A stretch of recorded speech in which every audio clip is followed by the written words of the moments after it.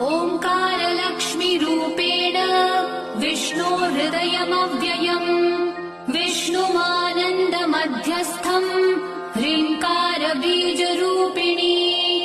ॐ क्लीं अमृतानन्दभद्रे सत्य आनन्ददायिनी ॐ श्रीं दैत्यभक्षरदां शक्तिमालिनि शत्रुमर्दिनी तेजःप्रकाशिनी देवी वरदाशु ओङ्कारलक्ष्मीरूपेण विष्णोर्हृदयमव्ययम् विष्णुमानन्दमध्यस्थम् ह्रीङ्कारबीजरूपिणी ॐ क्लीं अमृतानन्दभद्रे सत्य आनन्ददायिनी